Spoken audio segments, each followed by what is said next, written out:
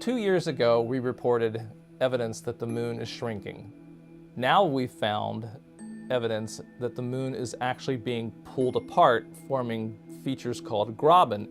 So the shrinking moon, it turns out, is not shrinking everywhere. Some places the moon is actually expanding by a little bit. So finding these young graben was a real surprise, because we thought, well, all these lobate scarps are telling us the moon is shrinking. So what are these little small graben that are telling us the moon is pulling apart doing in this picture? How does this all fit together?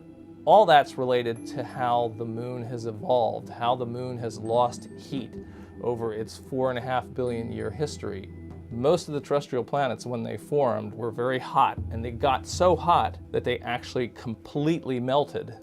When that happens, they will be in a general state of contraction because they're still hot on the inside and cooling down, and as they cool, they want to shrink.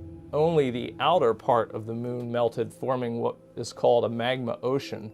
And in that model, the balance of stresses or forces that are acting on the moon would allow us to form both these small lobate scarps that show contraction, as well as these small graben that show the moon being pulled apart.